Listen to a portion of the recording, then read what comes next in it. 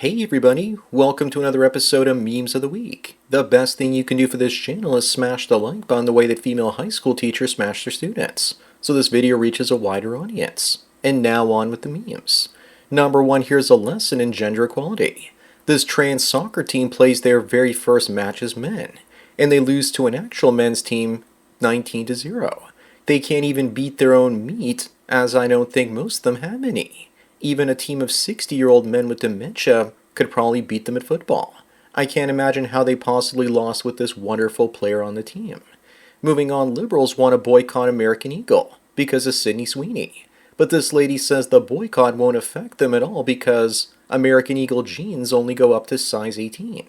Liberal women shopping in American Eagle is like healthy weight white women going to Japan and trying to get Japanese size clothes. Good luck, gals. Also, let's not forget that those on the left won't buy anything with the word American on it, because they believe in open borders and no nations. Number three, looks like simps are the backbone of the economy. Not only did they send $82 million to Sophie Rain last year, but they also gave more money to LeBron James in ticket and merch sales. If men didn't spend money on useless entertainment, what would boys from the hood and women from the streets have to aspire to? Makes me wonder how many guys aren't entering into relationships because OF subscriptions are more than enough for them. Up next, minority groups seem to think that Asians are white adjacent, and that according to whites, they're the model minority. I'm so sick of the racism towards Caucasians. I can't wait for the Western world to collapse and watch all the minorities no longer get free money from Western governments and then be forced to survive on their own merits. You know, that's when the civil wars in Western countries are bound to happen. And maybe some groups will be sent back to their ancestral lands to build Wakanda or something. Number five, if you want to know what it's like living in the UK, you literally can't complain about it, or they might send you to jail. A couple of weeks ago, a guy was arrested for a mean tweet that gave someone anxiety. Hurting people's feelings is now literally a crime and against the law. And you know that some people are probably going to snap and take things into their own hands. Either that or leave to a place where they'll be left alone.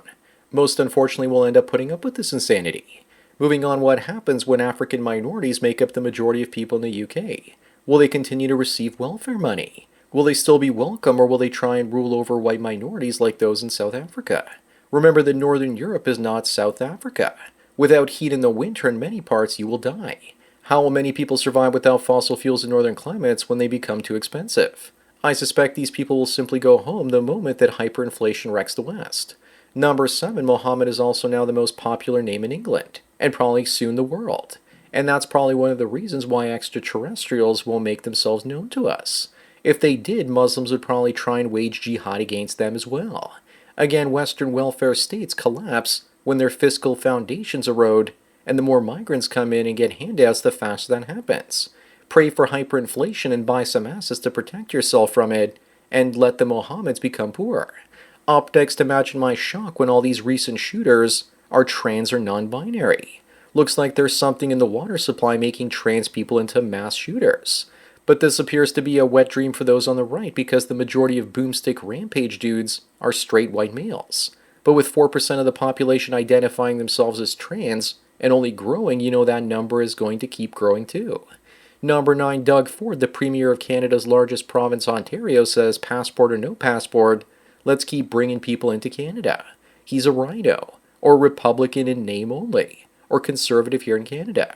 His policies are liberal, but he's fooled the province into voting for him. But given the alternative parties out there, it's better him than them. But he's all for enrichment, and either doesn't understand what it's doing to Canada, or he's intentionally pushing for destructive enrichment. Moving on, Justice for Lola and Ruby raised over 100,000 US dollars before they shut down their campaign with Give, Send, Go. Someone needs to tell them to take the money and leave the UK because, you know, something like this will probably happen to them again at some point. Also, if you believe the police, which I don't, they say that Lola and Ruby weren't at risk of sexual assault. So then why bring out weapons to defend themselves? I just hope she continues to cash in with more merch. Number 11, this sign says that anyone capturing images of others in the gym without their permission on a recording device are invading people's privacy, and that they might lose their gym membership as a result. Should this be on the wall at every gym? But even if it was, you know that women would still violate this and claim that filming so-called creepy men is for their own protection. This is one of the reasons I work out at home doing push-ups, crunches, and squats. All I need is a floor to work out. It saves both time and money. Up next, here's how pathetic Canada is compared to the American state of Texas. Texas has 10 million less people in it, and the GDP per capita is still $30,000 more than in Canada. Canada would be a better place if we didn't actually flood the place full of Jeets and bring the nominal GDP down and erode the public trust. This graphic illustrates what happened to Canada, and it all started when Trudeau was elected around 2016. Number 13, the left wants you to think that refugees didn't take away affordable housing, but that it was rich landlords and greedy politicians. I believe the migrant crisis being created in the West is a distraction from the wealthy printing money and boosting their own asset prices, while simultaneously gutting the middle classes. The refugees are a convenient scapegoat for the greatest wealth transfer in history, and most people are too stupid to know what inflation even is.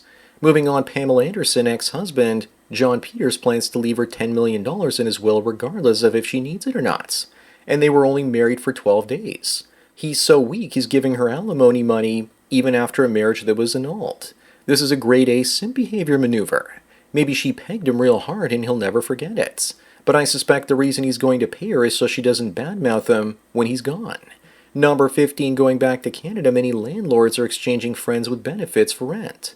So basically we've gone to this point where women are turning into prostitutes for Indian Jeets. With a housing shortage, women are turning to the oldest profession for survival. Feminism has finally come full circle. Having a family and living with your husband who loves you is oppressive. But living isolated and alone in a city full of strangers and having to smash your landlord for rent to survive is liberating. Up next, here's the evolution of many women. You marry her and she's hot and thin.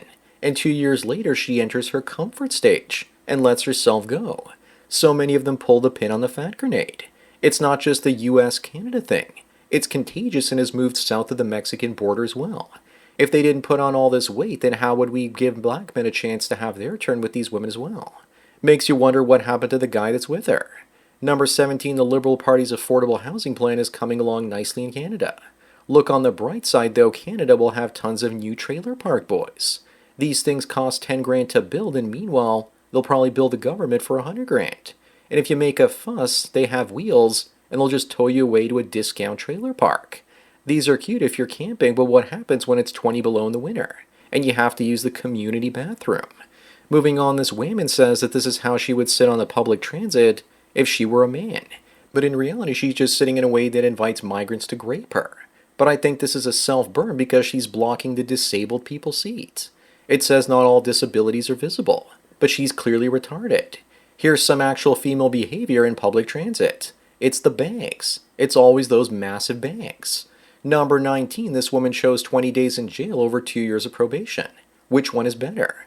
Probably the 20 days in jail, because if you violate your probation, a worse punishment follows. At least she knows she can't resist temptation to violate the law again. You're free after 20 days, and the government is out of your life. But if you're on probation, you can't travel or miss an appointment, and then you're in jail a lot longer than those 20 days.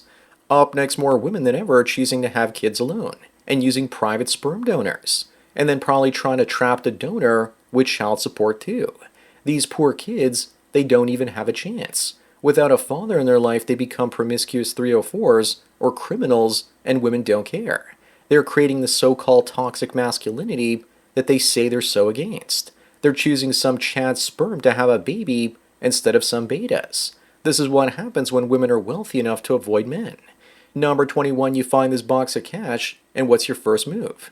I just leave it right there because you know that someone will eventually come looking for it, and there'll be a lot of trouble.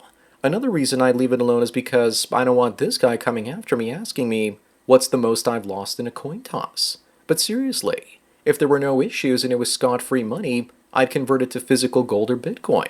Maybe use some of it to pay for groceries. Moving on, Isabella Merced accuses Bella Ramsey of touching her naughty bits. But I don't think that anything will happen because Bella is technically female. But seriously, an ugly lesbian woman taking advantage of an attractive woman, imagine my shock. Also, say what you want about Bella Ramsey, but looking like this, she never would have made it in the entertainment business under Harvey Weinstein's watch. Weinstein was an essential element of quality control in Hollywood. Number 23, only 37% of adults have sex every week now, and that number continues to fall. We're witnessing the end of natural reproduction and sex. In the end, it's mostly going to be conservative single men using artificial wombs to reproduce that will win, as they out-reproduce every single group out there.